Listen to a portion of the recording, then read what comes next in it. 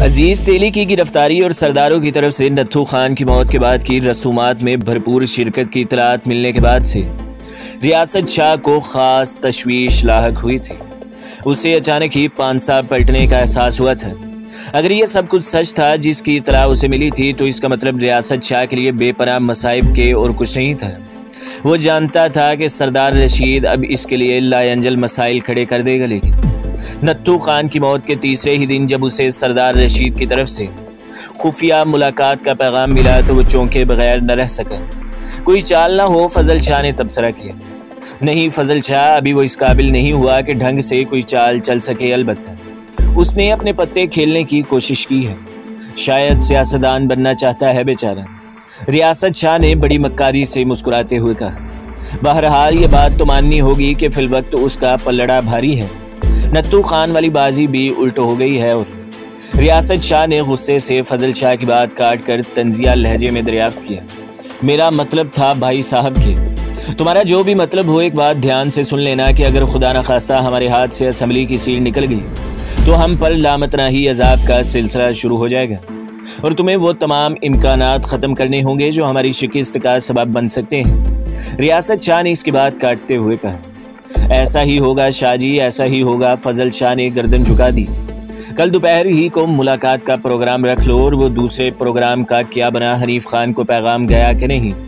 रियासत शाह कोई गहरी चाल चलने जा रहा था। ज़हरा बाई की तरफ से आज शाम ही हनीफ खान को फौरी मुलाकात का पैगाम मिल जाएगा शाह जी। और एक मरतबा जब वो ज़हरा बाई के कोठे पर पहुंच गया तो हमारी गिरफ्त से नहीं निकल सकेगा। इनायत बाई ने मुझे यकीन दिलाया है कि वो अपनी बेटी की मदद से हनीफ खान को बावर करवा देगी कि इसका कत्ल से शाहपुर वालों का दूर दूर तक भी कोई ताल्लुक नहीं। और अजीज तेली दरअसल सरदारों का आदमी है जिसे उन्होंने लंबी रकम देकर इस तरह का बयान देने पर आमादा किया है, जिससे ये जाहिर हुआ है कि इस कत्ल में शाहपुर वाले सैयदों का हाथ है। दरअसल ये सारा घड़ाक उनका अपना फैलाया हुआ है और खुरा मिल जाने की वजह से उन्होंने बौखला कर हम पर इल्ज़ाम तराशी शुरू करवा दी है ताकि हनीफ खान के इंतकाम से ये बच सके। शाह जी, एक मरतबा जब शराब और शबाब का नशा इसके दिमाग को चढ़ा तो सावन के अंधे की तरह उसे हर तरफ हरा ही हरा दिखाई देगा और ज़हरा बाई उसका ख्याल भूल कर भी इस तरफ नहीं जाने देगी। मैंने इस बुरे वक्त के लिए ये कार्ड संभाल कर रखा हुआ था। फजल शाह ने उसे दूसरे मंसूबे की तफसीलात बताई।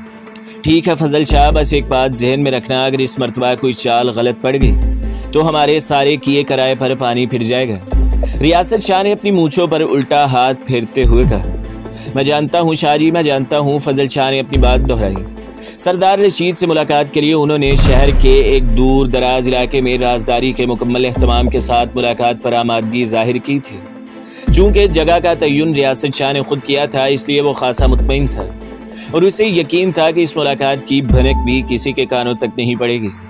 थोड़ी देर बाद दोनों अपने दो मुसल्ले बॉडीगार्ड्स के साथ अपनी लैंड्स और जीप में शहर की तरफ उड़े चले जा रहे थे जहां उन्होंने सरदार रशीद से मुलाकात करनी थी। इनकी तवक्कुआत के मुताबिक सरदार रशीद अपने भाई सरदार मुरीद और आलमदाद के साथ पहले ही उनके बताए हुए ठिकाने पर पहुंच चुका था। ये उनके एक मुश्तरका दोस्त की कोठी थी जिसके ताल्लुकात बैक वक्त सैयदों और सरदारों से थे। दोनों की मेज़बानी मकामी दोस्त ने की और थोड़ी देर की गपशप के बाद इसने दोनों पार्टियों को मुज़ाकरात के कमरे में पहुंचा दिया। दोनों को इस बात की गारंटी पहले से दे दी गई थी कि उनकी बातचीत कामयाब हो या नाकाम, बहरहाल इस मुलाकात का राज कभी अफशा नहीं होगा और दोनों पार्टियां हल्फन इसकी पाबंद कर दी गई थी। कमरे में एक तरफ सरदार रशीद और आलमदाद और दूसरी तरफ रियासत शाह और फजल शाह बैठे थे। सरदार रशीद ने गुफ्तगू का आगाज़ किया। रियासत शाह, हमारी तुम्हारी कोई ज़ाती दोस्ती या दुश्मनी नहीं है, क्योंकि ना हम आज तक तुम्हारे धंधे पर असरअंदाज हुए और ना तुम हमारे पर। यूँ भी हम अलग अलग इलाकों में काम करते हैं। मेरी ये ख्वाहिश है कि अब भी हम इसी तरह अलग अलग इलाकों में काम करें और ताल्लुकात की नोयत भी बरकरार रहे। लेकिन इस मुआहदे की खिलाफ वर्जी तुमने खुद की है। रियासत शाह ने इसकी आंखों में झांकते हुए कहा। नहीं रियासत शाह, जिसे तुम खिलाफ वर्जी कह रहे हो वो नागज़ीर ज़रूरत थी। तुमसे ज्यादा इस बात को कौन समझ सकता है रियासत शाह कि इस मुल्क में किसी भी सतह की बदमाशी करने के लिए सरकारी दरबार में असर व रसूख जरूरी है। हमारे पास सिर्फ यही एक कमी थी। तुम गुज़श्ता 15 साल से सरकार की गोद में बैठकर शतरंज खेल रहे हो। मेरे ख्याल से अब हमें भी ये मौका मिलना चाहिए। आखिर हम कब तक थानेदारों और रेंजर्स इंस्पेक्टरों के पेट भरते रहेंगे? क्यों ना अब हम इनसे अपना हिस्सा वसूल करें, सरदार रशीद ने मुस्कुराते हुए कहा। देखो सरदार रशीद, सब काम सब लोगों के लिए नहीं होते। तुम खामखा हमारे फट्टे में टांग अड़ा रहे हो। जिस तरह की जमानत तुम्हें चाहिए मैं देने के लिए तैयार हूँ। तुम्हारे गैर कानूनी धंधों की हिफाजत मेरा जिम्मा होगी, लेकिन तुम इस खेल में ना हो। रियासत शाह ने उसे समझाने के अंदाज में कहा। शाह जी, कम से कम आपको ये बात नहीं कहनी चाहिए। अब तक आपको अंदाजा हो जाना चाहिए कि मैं इस खेल के दाव पेच आपसे ज्यादा बेहतर सीख चुका हूँ। नत्थू खान की मिसाल तुम्हारे सामने है। रियासत शाह, सरदार रशीद ने अल्फाज चबाते हुए कहा। और बस एक ही फतह पर दिमाग खराब हो गया, रियासत शाह ने तंजिया लहजे में कहा। देखो रियासत शाह, हम यहाँ एक दूसरे को ऊंचा नीचा दिखाने के लिए नहीं बैठे। यूं भी हमारा असूल है कि जो काम भले मानसी से हो जाए, इसके लिए ज्यादा धूम धड़क्का अच्छी बात नहीं। रियासत शाह, मोहब्बत और जंग की तरह सियासत में भी सब जायज है। इस बात को कभी नजरअंदाज न करना कि हनीफ खान हमारे कब्जे से नहीं निकल सकते। तुम एक तवाइफ के जरिए उसे कब तक काबू में रख सकोगे? हम ऐसी दर्जनों तवाइफें जमा कर सकते हैं, लेकिन मैं कम से कम इस सतह पर उतरना नहीं चाहता। इलेक्शन में 4 रोज बाकी हैं और तुम हार चुके हो। तुम अगर अहमकों की जन्नत में नहीं रहते तो तुम्हें इल्म हो चुका होगा कि तुम हार चुके हो। अलबत्ता मेरे पास तुम्हारे लिए अब भी एक काबिल इज्जत पेशकश मौजूद है। इस बात को जहन में रखना रियासत शाह के फिल वक्त पलड़ा मेरी तरफ झुका हुआ है। इस इलेक्शन के नतीजे में अगर मैं हार भी जाऊं तो बज़ाहिर मुमकिन नहीं, तब भी मेरा क्या बिगड़ेगा। जो साल बाद नए इलेक्शन होने वाले हैं मैं फिर मैदान में आ जाऊंगा, लेकिन तुम हार गए तो तुम्हारे लिए सारे दरवाजे बंद हो जाएंगे, सरदार रशीद ने उसे समझाया। एक लम्हे के लिए तो सूरत हाल की संगीनी का अदराक होने से रियासत शाह भी लर्ज कर रह गया था। वाकई शिकस्त के बाद उसके लिए कोई चांस बाकी नहीं रहता था। तुम कहना क्या चाहते हो? बिलाखिर उसने कदरे कमजोरी दिखा ही दी। मेरे पास एक बेहतरीन ऑफर मौजूद है जिससे तुम भी कामयाब रहोगे और हम भी। सरदार रशीद ने उसकी आंखों में झांका। क्या? उसके बजाय फजल शाह ने पूछा। तुम हमारे लिए यूनियन कौंसिल की चेयरमैनी छोड़ दो और अगले इंतखाबात में MNA की सीट भी हमारी होनी चाहिए। इसके एवज मौजूदा MPA की सीट हम तुम्हें देने के लिए तैयार हैं। सरदार रशीद ने इसकी आंखों में झांकते हुए कहा और फजल शाह को यूं लगा जैसे किसी ने बड़े जोर से घूंसा इसके दिल पर मार दिया हो। अगर यूनियन कौंसिल इसके हाथ में ना आई तो इसकी तरफ से सब कुछ भाड़ में जाता। इस तरह तो सिर्फ रियासत शाह ही फायदे में रहता, वो तो मारा जाता। ये कैसे मुमकिन है? बेख्तियार इसके मुंह से निकला। रियासत शाह ने घूर कर इसकी तरफ देखा, क्योंकि अपनी मौजूदगी में वो फजल शाह के बात करने का इख्तियार देने के लिए तैयार नहीं था। मुझे कुछ सोचने दो सरदार रशीद, ये फैसला वक्त चाहता है, रियासत शाह ने कहा। नहीं रियासत शाह, इस वक्त दरअसल हम दोनों के पास एक दूसरे को मारने के लिए वक्त ही सबसे बड़ा हथियार है। वो तुम्हारे हाथ में नहीं दे सकता।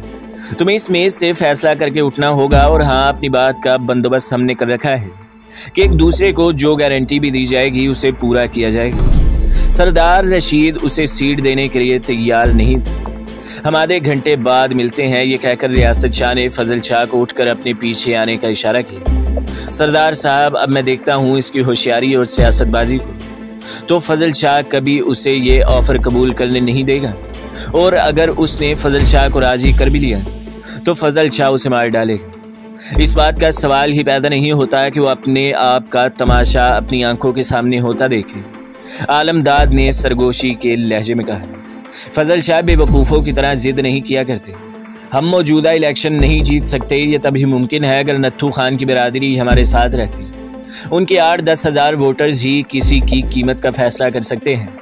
मेरे ख्याल से हमें ये ऑफर मान लेनी चाहिए। रियासत शाह ने फजल शाह को ज़च होकर कहा, जो कभी भी किसी भी तरह इसके हक में दिखाई नहीं दे रहा था। शाह जी, वो तो ठीक है, अगर हम वक्ती तौर पर मान भी जाएं तो यूनियन कौंसिल, और आप जानते हैं कि यूनियन कौंसिल हाथ से निकल गई तो हम इलेक्शन का खर्च भी पूरा नहीं कर सकते, क्योंकि आपको इन हालात में कोई मिनिस्ट्री की सीट नहीं मिल सकेगी, और कोई मुशावरत की सीट मिल भी गई तो हम क्या कमा लेंगे। बहरहाल मुझे आपके हर फैसले का एहतराम है, फजल शाह ने दिल पर जबर करते हुए कहा। इसके दिल में अपने सोतेले भाई के लिए पहले से नफरत मौजूद थी, जिसमें बेपनाह इजाफा हो गया था, क्योंकि वो इस मरहले पर भी फजल शाही को कुर्बानी का बकरा बनाने पर तुला हुआ था। शाबाश फजल शाह, मुझे तुमसे यही उम्मीद थी। तुम बेफिक्र रहो, इतना गधा मैं भी नहीं कि आसानी से उन्हें हलवा खाने दूंगा। मैंने भी दुनिया देखी है फजल शाह, इन सिक्कों को सियासत कहाँ से आ गई, एक मरतबा असेंबली में पहुंच जाऊं। अभी यूनियन कौंसिल के इलेक्शन को 6 माह बाकी हैं। मैं कोई ना कोई बहाना बनाकर सरदार रशीद पर मुआहदा तोड़ने का इल्ज़ाम लगा दूंगा, कोई ना कोई जवाब पैदा कर लूंगा। तुम्हारी सीट पक्की है फजल शाह, लेकिन फिल वक्त मुझे MPA बन जाने दो। रियासत शाह ने उसे बच्चों की तरह बहलाना चाहा। ठीक है शाह जी, जो आपका हुक्म। फजल शाह ने दिल पर पत्थर रखकर खून के घूंट पीते हुए कहा। उसने दिल ही दिल में कुछ और तय कर लिया था। वो इस तरह बंधे हाथों से बंदर के हाथ में गुड़िया नहीं दे सकता था। रियासत शाह के जवाब ने कुछ देर के लिए आलमदाद और सरदार रशीद को भी हैरान कर दिया, लेकिन वो जल्द ही समझ गए कि अब रियासत शाह इस बुरी तरह फंसा हुआ है कि इसके पास फरार का कोई और रास्ता ही बाकी नहीं बचा है। इस मुआहदे की जमानत का एहतमाम यहाँ पहले ही से मौजूद था। ये वही शख्स था जिसके दोनों की मुलाकात करवाई थी। इसकी आला सरकारी हैसियत के पेश नज़र फरीकैन को इस बारे का बखूबी इल्म था कि इसमें से जिस किसी ने मुआहदे की खिलाफ वर्जी की उसे तवक्कुआत से बढ़कर इसकी कीमत अदा करनी पड़ेगी। दोनों ये बात बखूबी समझते थे कि जो मुआहदा यहाँ हुआ है इसकी एक एक शिक उन्हें भर सूरत अमल करना पड़ेगा। यही वजह थी कि उन्होंने बादल नखास्ता ही सही इस मंसूबे को कबूल कर लिया था, लेकिन फजल शाह ने नहीं किया था। इसके लिए ये तसव्वुर ही बड़ा सुहाने रूह था कि आलमदाद तहसील कौंसिल का अगला चेयरमैन बनने वाला है। इस तरह तो उसे अपने बेशतर धंधे से हाथ धोने पड़ेंगे। उसने जिस तरह आलमदाद को नुकसान पहुंचाना था और अपनी दानिश में जैसे उसका 2 नंबर का धंधा तबाह करने की कोशिशें करता रहा था, उसके बाद से आलमदाद से खैर की तवक्का दीवाने के ख्वाब वाली बात ही थी। इलेक्शन सर पर था।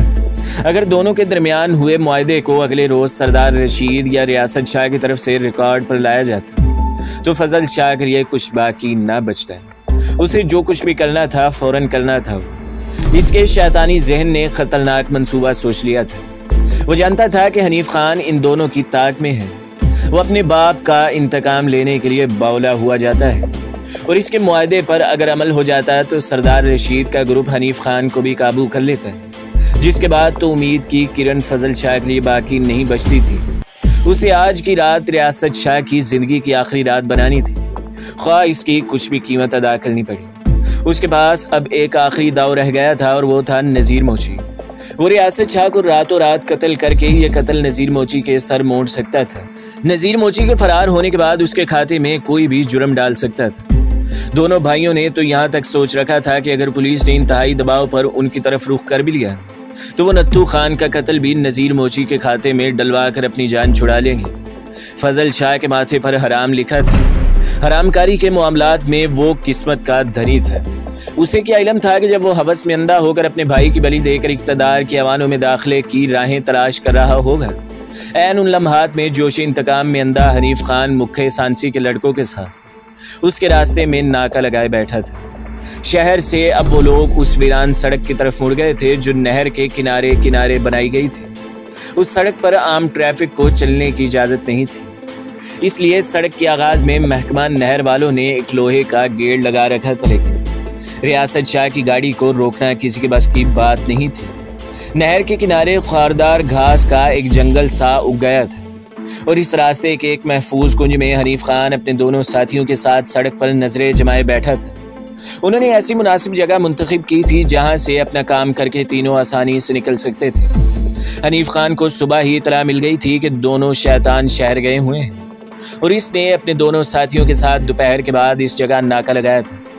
उसे इल्म था कि उनकी गाड़ी इसी तरफ से वापस आएगी।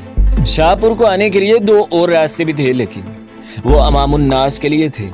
शाह साहिबान के लिए यही सरकारी रास्ता था जहां हनीफ खान और इसके साथी मौत के फरिश्ते बनकर उनके रास्ते में जाल बिछाए बैठे थे। शाम ढल रही थी जब उन्होंने मुल्कजे अंधेरे में रियासत शाह की जीप इस तरफ आते देखी। इस पिजारो को हनीफ खान आंखें बंद करके पहचान सकता था क्योंकि उसे मुतअद्दिद मरतबा इसमें सवारी का मौका मिला था।